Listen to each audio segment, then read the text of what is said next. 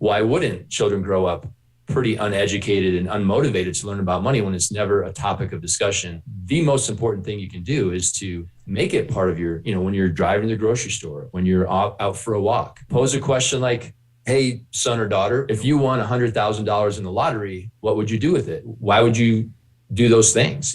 What would you do with that extra $100,000?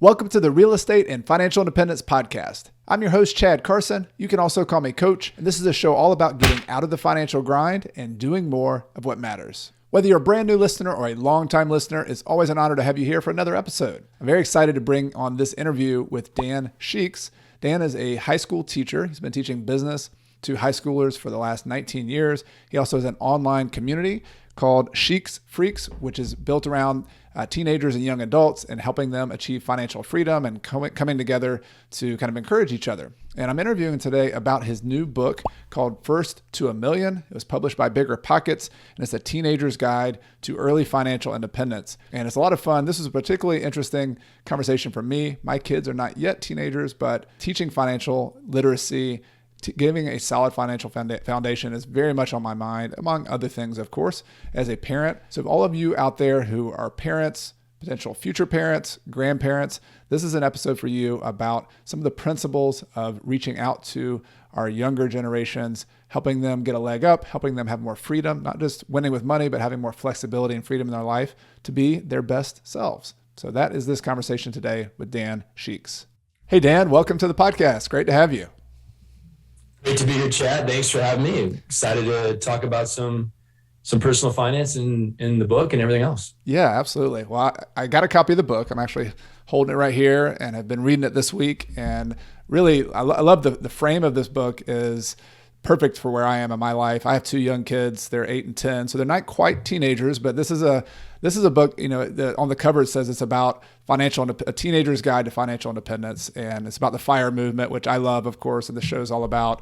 But to me, it was even more than that. It was about teaching kids about the personal financial habits, about a career, about college and how to think about college. It's really just a book about the transition to adulthood. I felt like it. So I really enjoyed the book and I want to talk a lot about it. And I think our audience is going to get a lot out of it for themselves, but also for their kids and grandkids out there who probably need to hear some of these messages. But I thought it'd be fun just to start, Dan, just to talk about your own story. You're a teacher. And so maybe could you talk to me about how you got into teaching or what drew you to teaching teenagers? Yeah, I've been a public high school teacher for 19 years. I teach business classes. I love my job, and I do that here in Denver, Colorado. Man, what brought me to teaching? Honestly, I didn't start teaching until I was 29. And before that, I had a business degree, and I just wasn't sold on corporate America and climbing the corporate ladder and that kind of lifestyle. And I kind of learned in my 20s that making a lot of money wasn't what was going to be most important to me. I kind of grew up a little bit at that time and just realized I wanted to have some kind of a job where it was more fulfilling. There was, helping shape the future in some way. I had some really good friends that were teachers, and so decided to go back to school and get my teaching certificate so that I could teach business classes in high school. So no big story, really. It just kind of was a mind shift change in my 20s and decided to give it a try. Yeah, no, I think that makes a lot of sense. And it relates to the idea in your book, which you're giving advice to teenagers about money, but also like, what do you want to do with your life more than money? Like the FIRE movement's about happiness and it's about spending your free time. And so making an impact that's the age you're making a big impact on people who are about to transition in their life. And you told a story in the book I loved in the intro about how you got into this idea of teaching about financial independence. And can you talk about that story? I think you invited, maybe it's Craig Curlap from BiggerPockets, or there's some kind of story there where you just started really getting a light bulb with a lot of your students. Can you tell a little bit about that? My wife and I found the FIRE movement and at the same time found BiggerPockets. We're big time. We love real estate investing, right? Mm-hmm. So that's one of the main ways we build wealth. But we found them probably 5, 6, 7 years ago, somewhere in there. And in that journey of learning more about the FIRE movements and early financial independence, we we went to a meetup at BiggerPockets headquarters here in Denver. Luckily, or fortunately, we live in the same town as BiggerPockets. So we went to that meetup, and I did meet Craig Curlap there, who at the time was a new BiggerPockets employee. He now has since left BiggerPockets because he achieved early financial independence and is crushing it elsewhere, but knew pretty much right away, just hearing his story, talking to him, that I wanted him to come speak in my classes in my school about what he's doing with his financial journey. And so he came in, it went really well. At the time he might've been 25. And so obviously my high school students were seniors at that time. I had him come talk to my senior classes. They're just a little younger than he is. And so he told his story, his journey. They really, really were engaged and were very interested in what he had to say. And so I, of course, said, I want you to come back, next school year. Can you come back on a regular basis, maybe every other month, and talk about these different FIRE strategies that now we all know and love? And he said, absolutely. And he invited Scott Trench, who at the time was his boss. And they both have been coming in, minus a year of COVID, they've been coming in pretty regularly to talk to my classroom students about all the different topics that fall under the early financial independence umbrella. So very, very grateful to them and fortunate to have them, living locally and coming into my classroom. But yeah. I remember there were a couple things in particular, and I know Craig wrote the book on house hacking, or the house hacking story, and Scott Trench, just for people who haven't heard of him, is the CEO of BiggerPockets, also wrote a really good book called Set for Life. And yeah. I think what was interesting when I was reading that story in the book was that he was talking about some of the just weird or freakish things he was doing that a lot of his friends at 25 were saying, "What are you doing?" And do you remember any particular ones that really were got some eyebrows raised from some of your students that he was talking about? Yeah, I mean, Craig's he crushed it, right? I mean, he went full steam ahead. Once he found out about FIRE and started working at BiggerPockets, nothing was going to stop him, and his goal was to get there quick. So he has a pretty well-known story. When he did his first house hack, he had a duplex. He lived in one side of the duplex. It was a 1-bedroom, but he wasn't satisfied with the income from the other side. So he decided to rent out the bedroom that he lived in on Airbnb. And then he kind of put up a curtain divider in the living room, threw a futon behind there, and slept on the futon for a year while renting out his bedroom on Airbnb just to maximize the income. And it worked. I mean, but people definitely thought he was crazy and kind of made fun of him. But that really catapulted and supercharged his journey to FI, because he just increased his cash flow so much by doing that one thing. And it's not what everyone would want to do, but in his mind, he said, I can do that for a year. So he told that story to my students.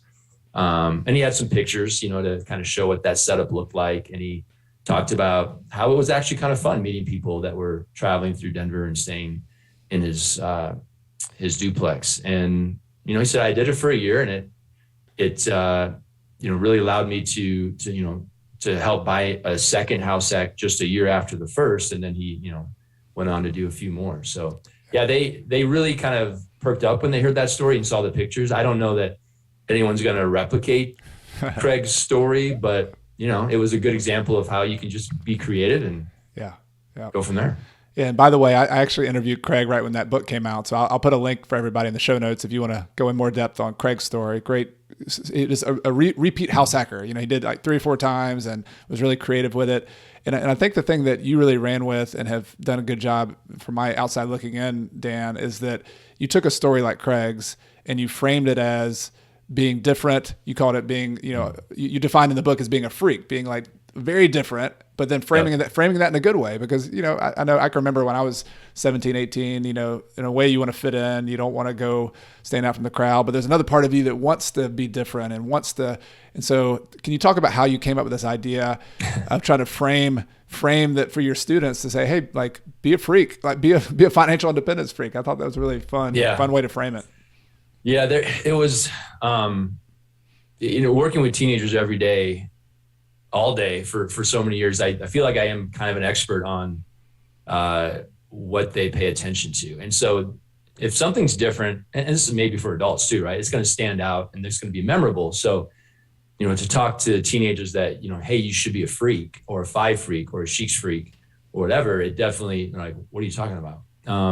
It also happens to rhyme with my last name. So my website, my community is called Sheeks Freaks. So that's also a reason why it kind of came to be. But yes, in the book, I explain what is a 5 freak, financial independence freak. And it's someone who thinks very differently about their money. And if you're young, and you think about your financial future and you're even, let's say, interested enough to read a book or read a blog or watch a YouTube channel or listen to a podcast, you are that is not normal. Most young people don't spend any time thinking about their financial future.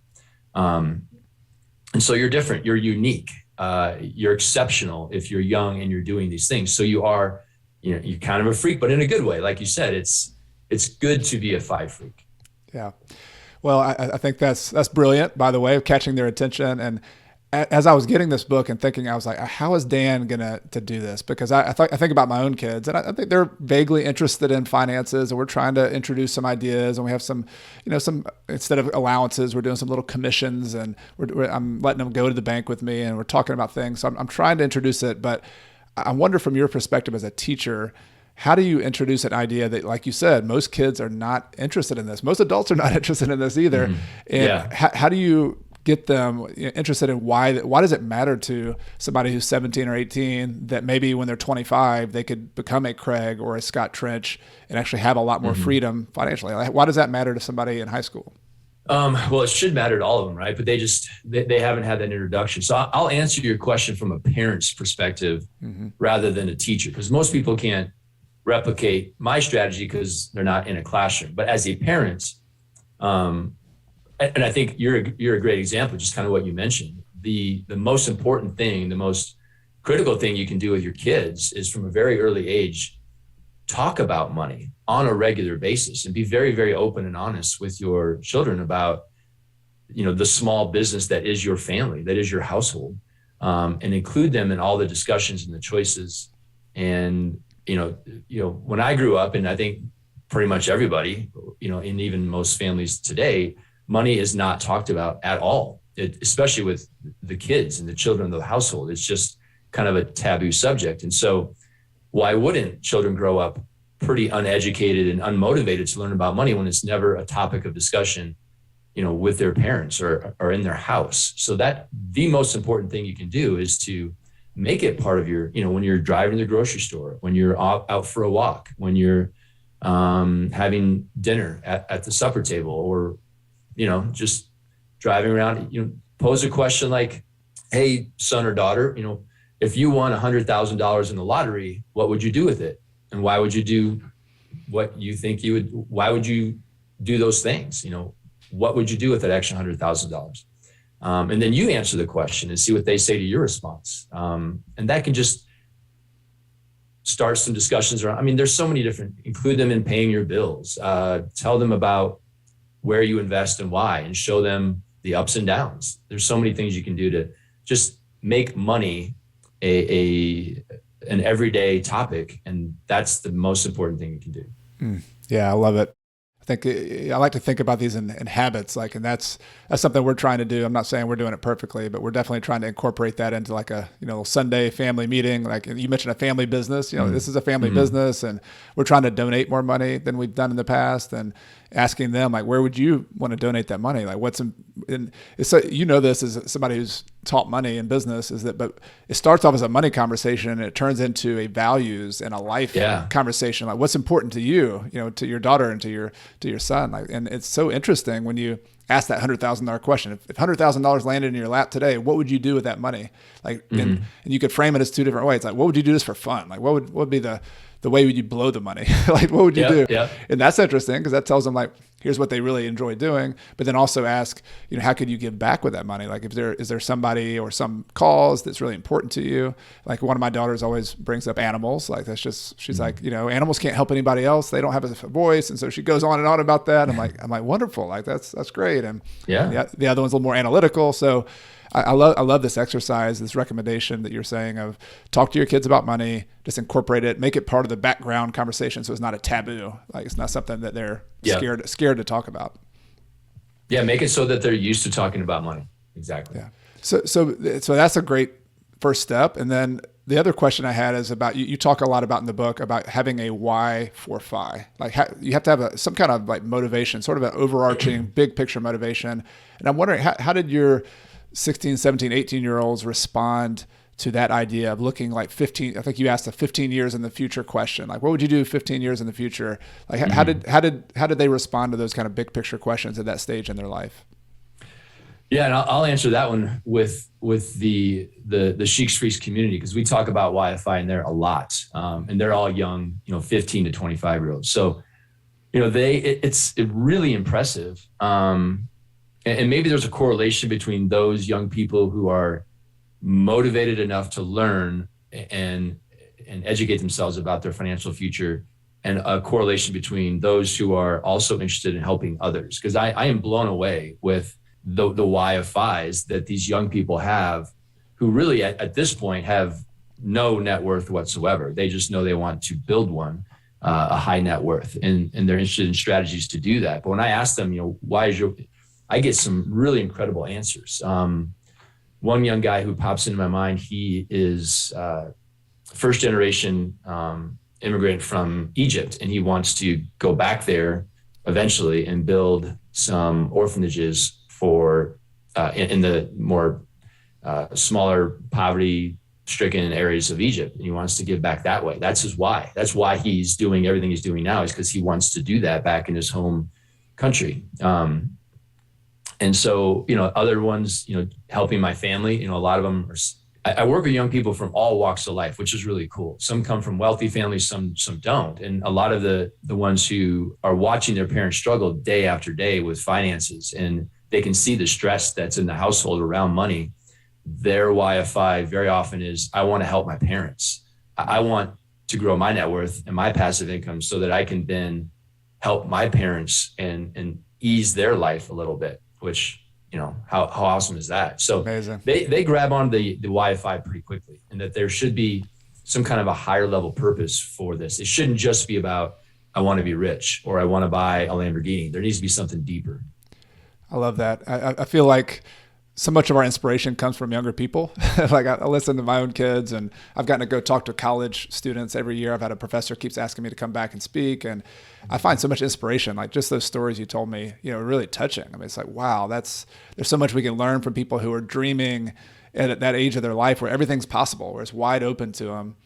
And you talk some in the book, Dan, about you asked some questions that kind of stirred up these questions about what do you dream about? Like what is your dream in life in the future?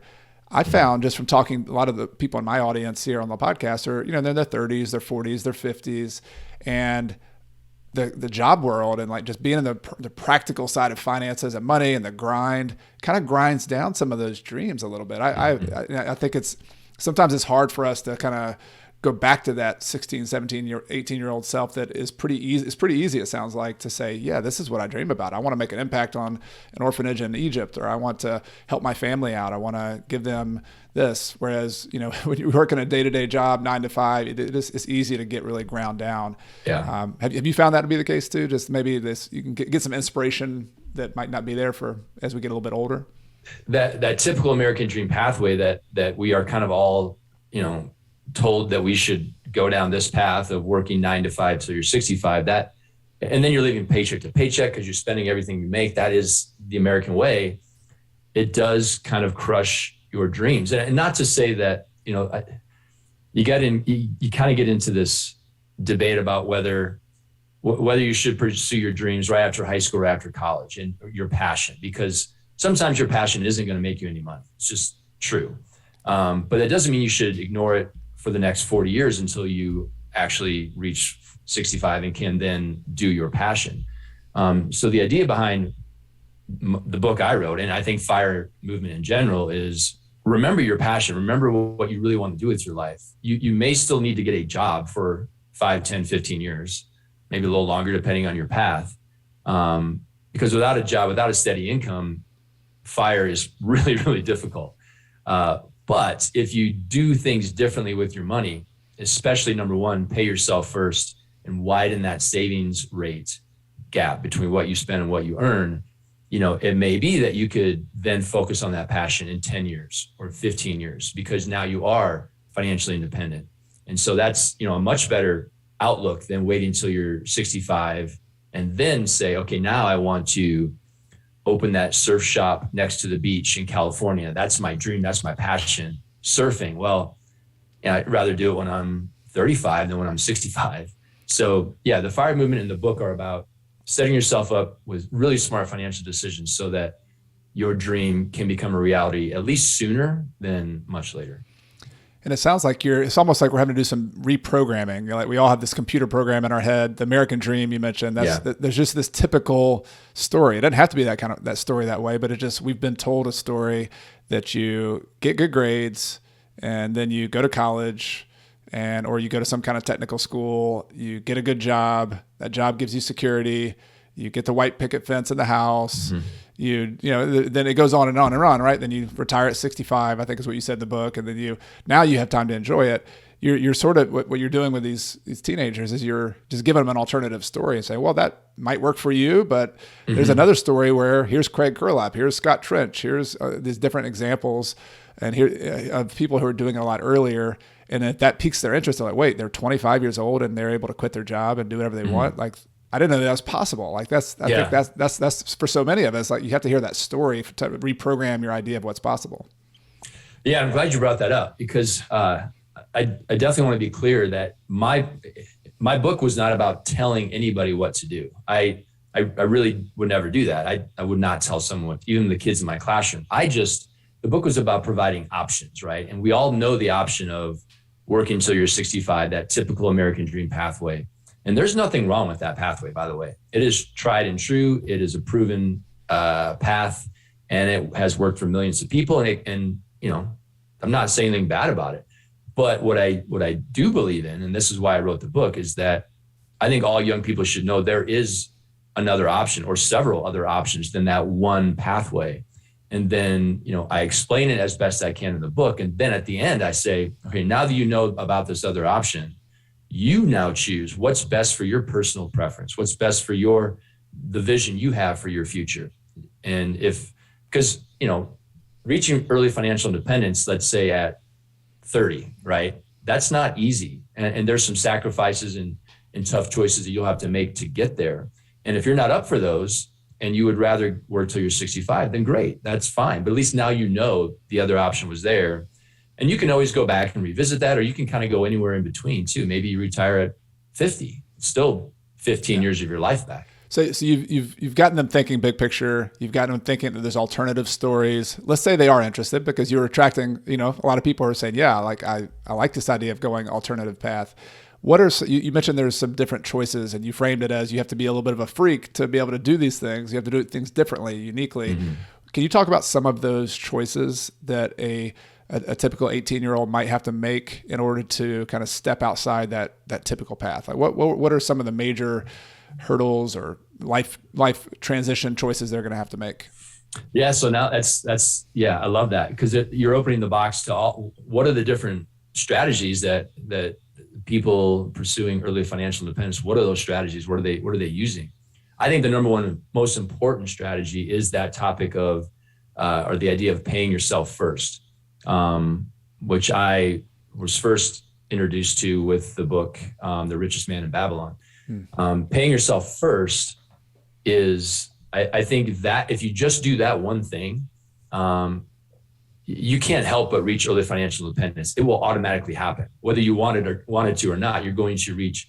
And I'm not saying about pay yourself first 5% of your income. I'm talking about in the FIRE movement, 30, 40, 50% is where people are striving to be. That is freakish, right? From what most Americans are doing.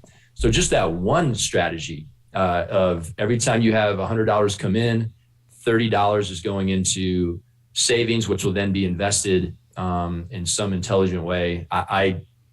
In the book, I talk about real estate investing and index funds as the two main ways to invest. Some others are in there too.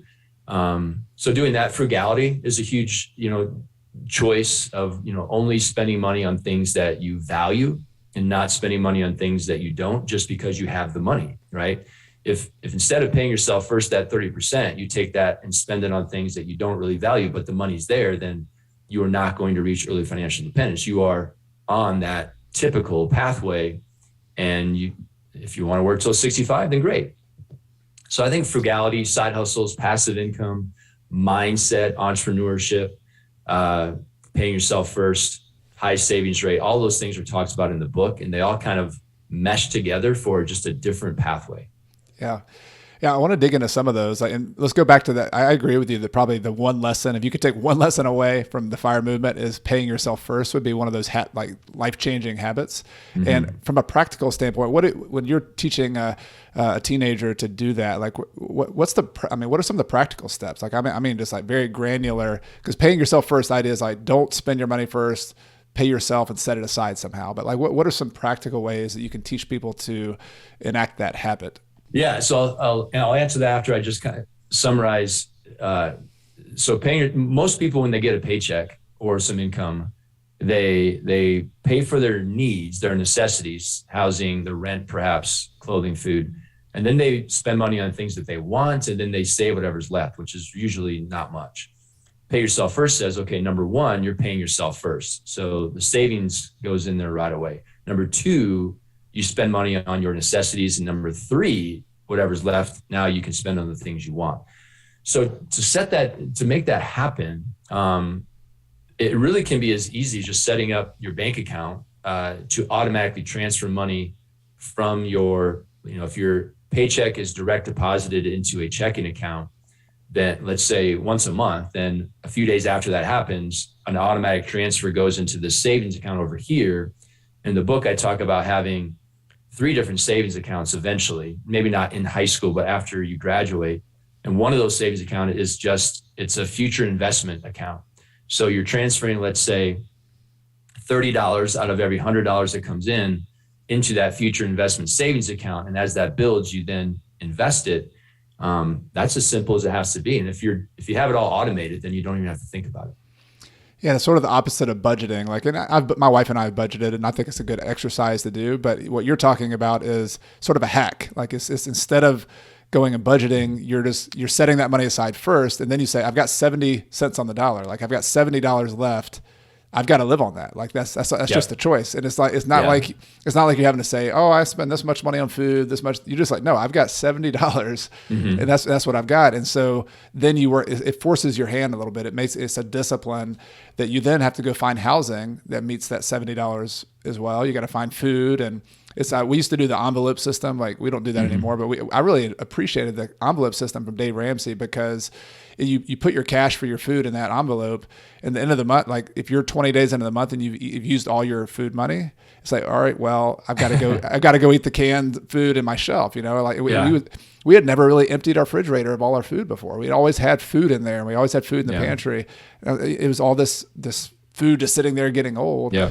So that's that same idea, is that like it's a human psychology hack, that it's tough to budget and figure out where all your money's going to go. Only the nerdiest of us do that. I do that, but like not everybody's going to do that. Mm-hmm. But I really like that you're teaching that from the very beginning. This is a simple habit to do.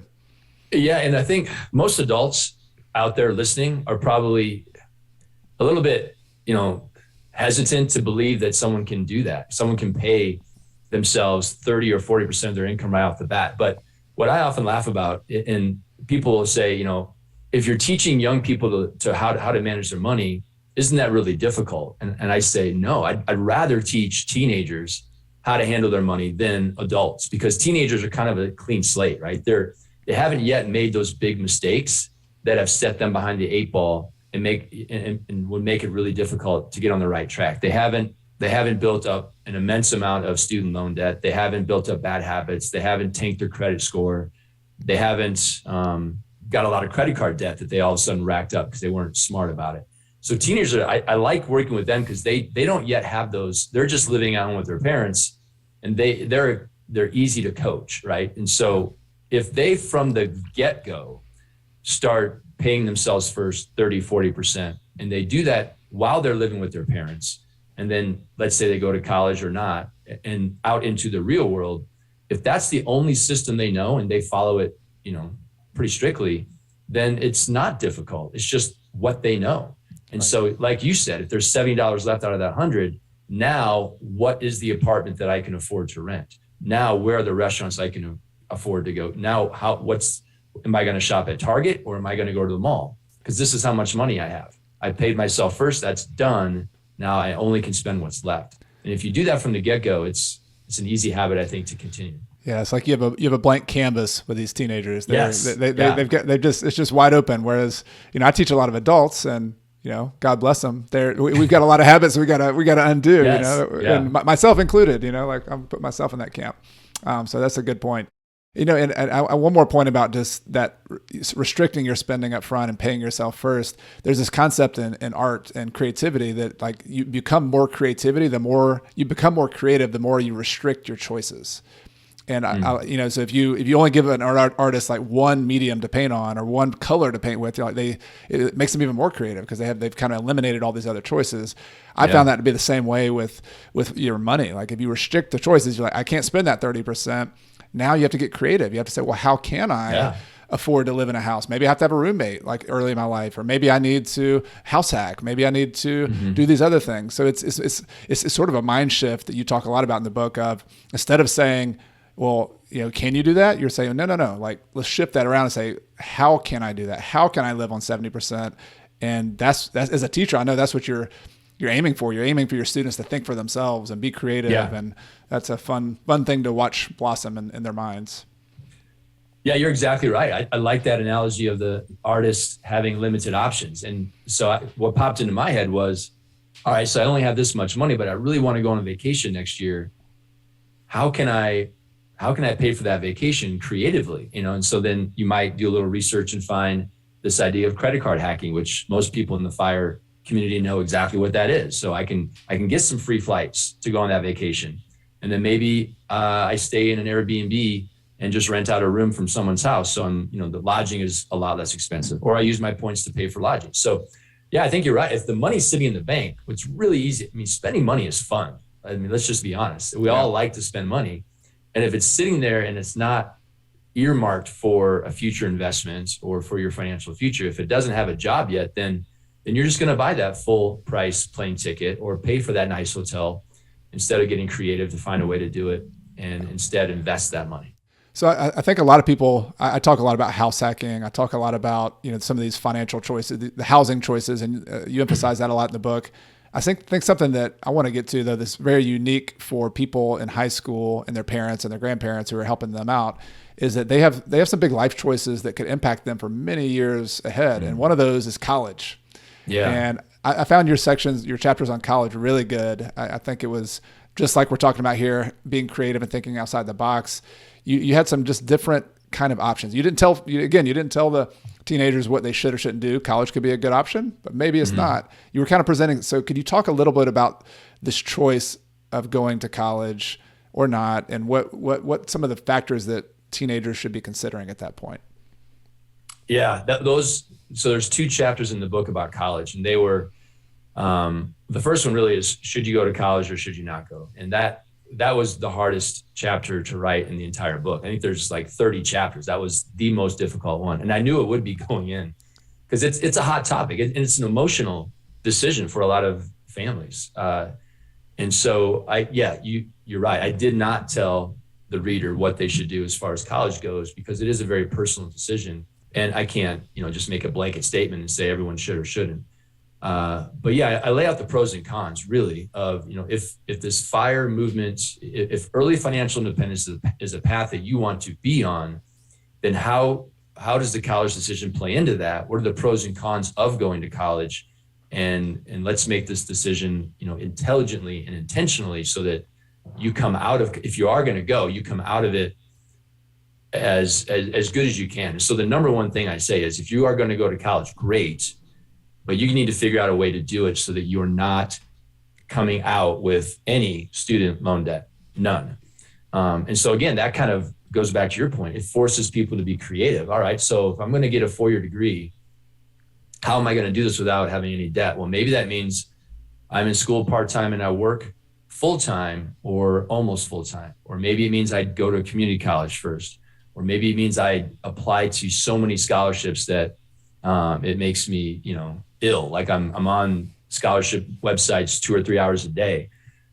Or maybe it means, working a little, making a lot of money during the summer while you're in high school, and saving up to help pay your way. Everyone's situation is a little different, but that would be the number one. And maybe it means not going to, if you get into your A choice, an expensive, highly recognized school, maybe that means pass and I'll go to my in-state public school, which is going to still give me a great 4-year education and a degree, and I'm going to save $50,000. These questions aren't often asked. Like, this is another one of those, like the American dream. And this is one for me too. Like I ended up going to college and I got a college football scholarship, and I feel now looking back, I realized how much of my financial independence journey and my ability to be an entrepreneur was tied directly to that scholarship that I got that paid for my college and allowed me to get out of college without debt, because I was sitting there at a fork in the road. I was thinking about medical school, and I was very interested in medicine and biology. And I like the whole the idea of diagnosing and having this big body of knowledge. But then I wasn't interested in the lifestyle. Like I was like, oh man, another many years of school. And I looked at entrepreneurship, which was going to promise a lot less money in the short run. But I was excited because I had this like freedom and flexibility, and it wasn't a lot of guarantees. I don't think I would have made that choice though, or I'm skeptical that I would have made that choice if financial necessity had not, been open to me. If I had debt, or if I had obligations, family obligations. So I guess I want to talk about some of the details of paying for college without debt. But just going back to this idea of not having debt, like I think a lot of us just assume, well, you just got to have debt. You got to have debt to go do this. You got to go have debt to do this. Like why should you not have debt getting out of college from your standpoint, Dan? It just sets you behind that 8 ball. If you graduate college with, as I did, by the way, I made plenty of mistakes, and I think I'm trying to teach the lessons to young people so they don't do what I did. But I graduated with a lot of student loan debt for years, for decades. Honestly, I was paying off those student loans, and it's the opportunity cost, right? So every month I'm paying a few $100s to pay off that student loan. What else could I be doing with that money? As far as maybe buying a rental property, or investing in index funds, or starting a business that grew into something that could have grown into something that maybe would have made me quite a bit of money. It's a handicap, and no one explains to the 18-year-old, even their parents or counselors or college admissions people, that taking on tens of thousands of dollars of student loan debt, how that's going to affect you once you've graduated from college. No one sits down and has that conversation with them. I think it's starting to be a little bit more of a conversation that's had more often, because tuition is going up so fast, and it's so crazy now how much it costs to get a 4-year degree. So more and more people are starting to wonder, is it worth the investment to go to college? What is the actual ROI on this investment? And people are being more intentional about making that decision. But it still has a long way to go. And I think, out of the vast majority of college students who are using student loans to pay for their education have very, very, they're not aware of what the long-term effects of that decision are going to have on their life. Yeah, I think that's one of the biggest services the FIRE movement can give to society is asking questions about big decisions like college and like getting into debt. And I'm all into asking questions about buying your own house as well. Like, should we really buy your dream house when you're 25 and get all this debt? But college, like so many people have student debt, and they haven't really done the math like you did in the book of saying, well, how is this actually going to pay off? Like if you purely looked at this as a business decision, you're a business teacher, if you're going to look at your return on investment, most people, there's some stats out there that I've read, and you've quote as well, that if you work for 40, 50 years, going to college on average, you earn more income on average. Therefore, that makes a lot more sense. But you also pointed out that well, what if you don't want to work for 40 or 50 years? Yeah. Is it really a good return on investment by going into all that debt and doing all that? It's like, maybe not. Like if you wanted to only work for 10 or 15 years, and then do something else that makes less money, it's a totally different decision. So like that's not even in the conversation typically, that calculus right there. Yeah. And then, so you're exactly right. And then you also have to bring into the equation, if you don't go to college for 4 years and instead you're working in the workforce full-time for those 4 years, the amount of money you make there and then can invest, that opportunity cost needs to be considered as well.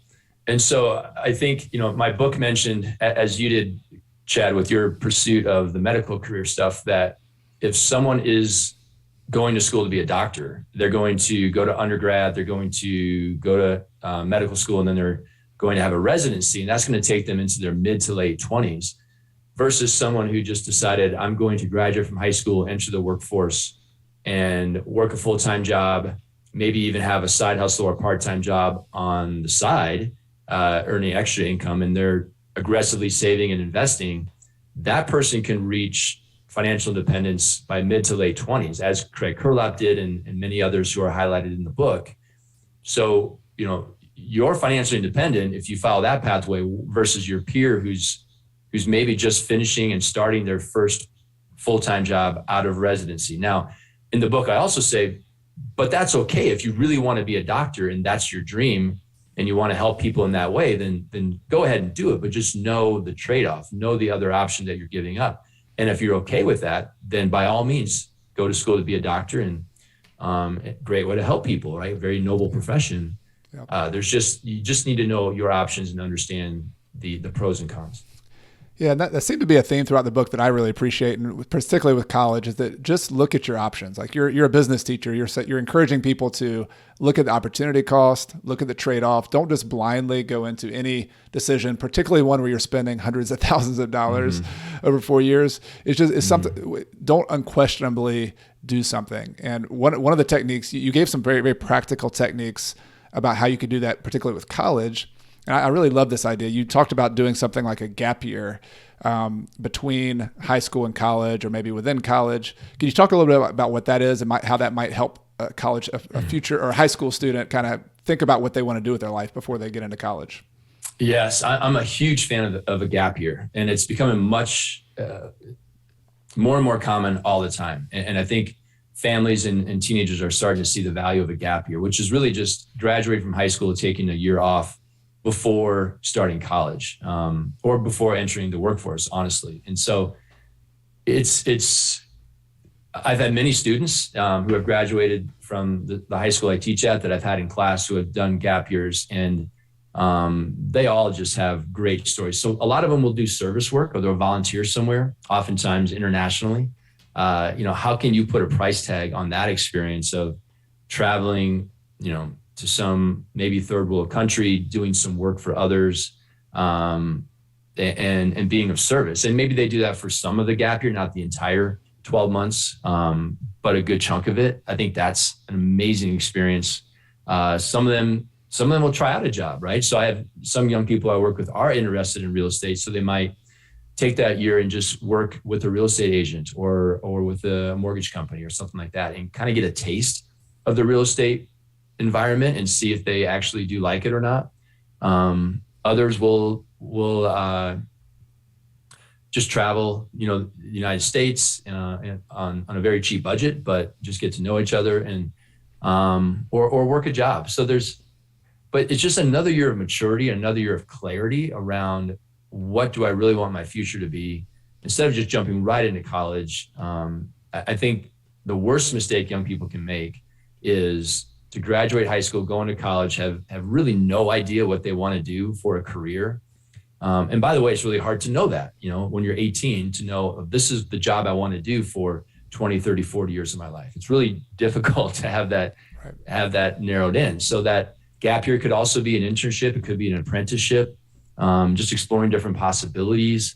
And in a year, you can do a lot, right? You could do a couple months here, a couple months there, a couple months there, really get a taste of what that job or that career would involve before you make that, like you said, super expensive $100,000 decision. I'm now going to sink 4 years of my life and all this money into this one career choice or this one major, and then come to find out after college that it's not really what I want to do. And this goes for parents too. So I mean, we're talking about college debt, but I mean, let's say even a parent has $100,000 saved up for their kid and they're going to pay for 100% of college. That's a whole other conversation on whether you should or how to do that. But, even there, like allowing your kid to explore that gap year and not go into college with a totally unknown idea of where they're trying to go in their life. Like that, to me, like spending $100,000 or borrowing $100,000, either way is not a good decision all around because you're not thinking about what's next and you're not thinking about that trade-off. And so I love that idea. I think I would have loved a gap year. I played football in college, so I think that would have been a little more tricky, but I craved that during college. I craved that idea of just traveling abroad and studying. For me, it was foreign languages. I was just so interested in other cultures. And I think we all have that curiosity. Like it gets kind of numbed out a little bit sometimes. We are, when you're 18 years old, I mean, you're naturally curious and you want to explore. And so this idea of a gap year before you spend $100,000 or commit yourself to it just makes so much sense to me. I'm just really thought that was an idea I wanted to highlight to people and just offer as an idea that you brought up in the book. Yep, I'm a huge fan. Yep. But all right. So people make a decision. We're going to go in the fork in the road where we do decide to go to college. You gave some ideas there, just some very practical tips. Some of them were like taking classes during high school that were give you college credit. Some were going to community colleges. Can you talk just if somebody again wants to have that goal of not going into debt during college? What are a few more practical ways they could actually make that possible?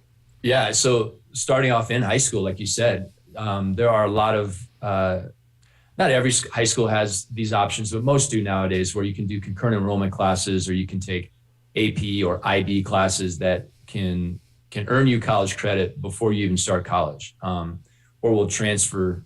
AP and IB, the school you go to, they have the choice of whether they'll grant you college credit but yeah, you can really rack up the college credits before you even step onto campus. So much so that you can almost step onto campus as a sophomore. I've known kids who have done that. So right there, you saved, a quarter of your tuition for your 4-year degree. I'm also a fan of taking, small overloads while you're at school, or summer school classes. So if you're, especially like after freshman and sophomore year, when you're not really maybe doing the internships yet, staying in the town where your college is, working a little bit, but also taking some summer school classes at the college or university so that you can graduate early. I mean, really, it's about trying to minimize the amount of time you're paying that tuition.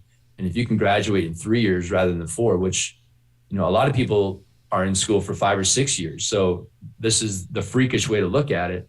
Let's try to get in and out as quick as we can. Because if you graduate a year early, not only are you saving tuition, but you're now also adding in that $50,000 income you made that year because you weren't in school. Yeah, right. So you take classes early, you try to get in as a sophomore, perhaps. You mentioned also, maybe consider going to a community college. Like, if you can go to a community college, the cost, my wife got her career as a Spanish teacher for many years teaching at a community college. So I'm also a big fan. The cost difference is huge, right? A community college versus a regular university, and then you can transfer in those classes. So you spent a year at a community college, plus you had AP, you could almost come in there as a junior, having spent a lot. You could almost bankroll the community college year working a side job, or a lot cheaper than going to the big university. And when you're doing community college, you're often doing it in your community, so you can live at home with your parents for those 1 or 2 years, saving room and board expenses at the 4-year school as well. And tuition is a lot less expensive. I'm a big fan of that route. Unfortunately, and I see this all the time with parents in the school where I teach.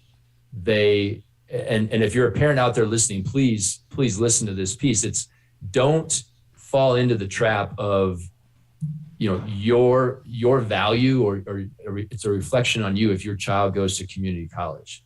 I see parents all the time. They push their kids into the most prestigious school they get accepted to. Let's say that's a USC or a Vanderbilt or an Ivy League school. And it's mostly because they can then tell all their friends, Sam is doing great at Brown University. Well, that's on you, parents, right? Your child is probably going to graduate from that university with a lot of student loan debt and their degree is really not worth that much more. So kind of take a step back, have some humility, and talk to your child about what does this community college option look like, especially if your family doesn't have a ton of money to pay for college in the first place, which would then necessitate the student having those college loans, and be okay with saying, hey, Johnny's going to community college X because it's going to save us a ton of money, and he's going to transfer into state school B after 2 years. And we're just, we're more interested in the financial prognosis of Johnny after he gets his degree rather than the name on the diploma, which really doesn't matter that much. Right. Yeah, I'm with you 100%. And, these are fun. These are interesting decisions. And so I think, just learning about the trade-offs of house hacking, the trade-offs of going to college, the trade-offs of the type of career you get into. So many good lessons in the book, Dan. I'm going to link to it, of course, in the show notes. I'm going to highly recommend it. I'm going to be buying it for friends and people who are in high school. I think that's a great idea for those of you who, a lot of people are going to be nodding their heads listening to this and, yep, of course, I agree 100%. Yep. And so but a book is such a wonderful gift because it's a packet, it's like a very condensed packet of information. It's almost it's like a loaded gift, like a Trojan horse, like you're giving them this gift, and that's what your book is. I think in a good way. It's a gift that's going to give, the teenagers in our lives a leg up, an option. Really, the biggest gift I can think of is what you're trying to give people in this book is freedom and flexibility to be their best self, to explore their life. And that's really what, finances in and of themselves aren't the most important thing. It's all these other things that you're giving them option to do. So thank you for doing that. Do you have any final thoughts or comments about what we've talked about, just for parents, for teenagers who are listening to this, related to the topics of the book? No, I think thank you for your kind words about the book. It is about, giving teenagers options to live their best life. I say in the very beginning of the book, First to $1 Million is not about money. It's about happiness. It's about options. It's about choices. The teenager may not open the book right away. They may not read it for 5 years. They may not read it for 10 years. But once they do, if they employ the strategies in their life's going to look much, much better. So it's available right now. It's a great holiday gift. We'll put the link in the show notes, which is biggerpockets.com/teen. And there's a workbook as well. And if people want to get a hold of me, they can definitely shoot me an email at dan@sheeksfreaks.com, and happy to hear from anybody that wants to chat about any of this stuff. I love talking about teens and personal finance and early fi.